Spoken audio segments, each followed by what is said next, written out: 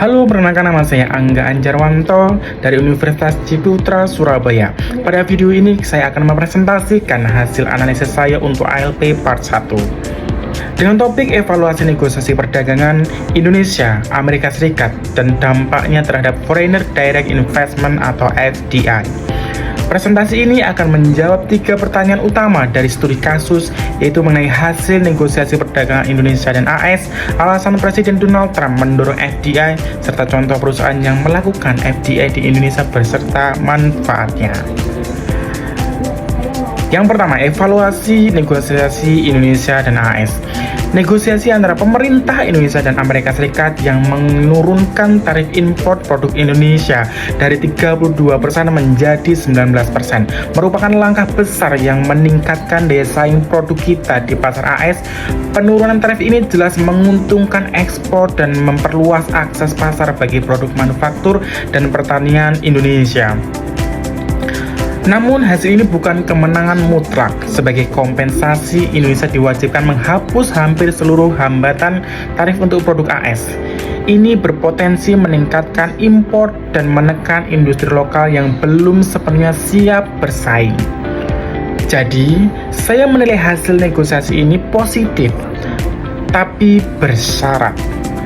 Manfaat akan optimal jika pemerintah mampu memperkuat daya saing industri nasional, mendorong efisiensi produksi, dan mempercepat inovasi teknologi agar kita tidak hanya menjadi pasar, tapi juga pemain global.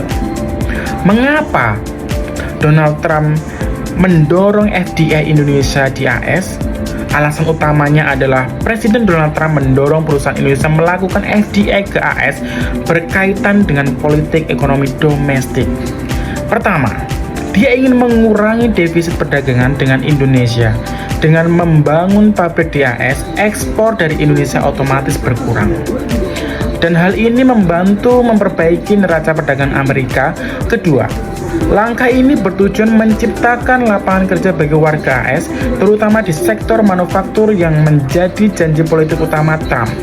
Ketiga, FDI juga dilihat sebagai sarana transfer teknologi dan peningkatan daya saing industri domestik AS.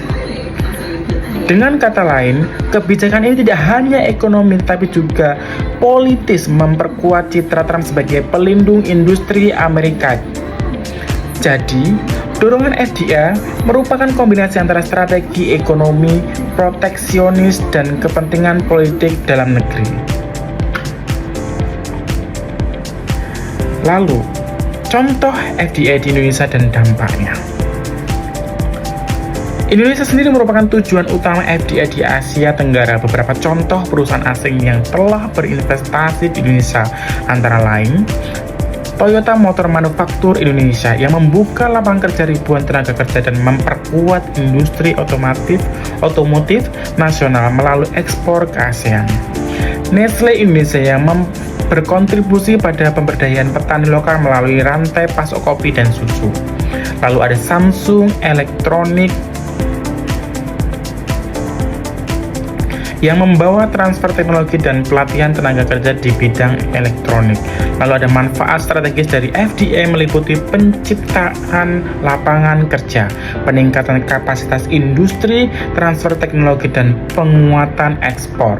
Namun manfaat ini akan maksimal hanya jika pemerintah menjaga keseimbangan antara menarik investor asing dan memperkuat kapasitas industri lokal, dan lain sebagainya. Sebagai kesimpulan, hasil negosiasi perdagangan Indonesia AS membuka peluang besar, namun juga tantangan strategis. Indonesia perlu memastikan kebijakan FDI dan perdagangan luar negeri tidak hanya berorientasi pada angka, tetapi juga meningkatkan kemandirian ekonomi nasional. Dengan strategi yang terencana, sinergi antara pemerintah, industri, dan investor asing dapat menjadi motor penggerak bagi pertumbuhan ekonomi berkelanjutan.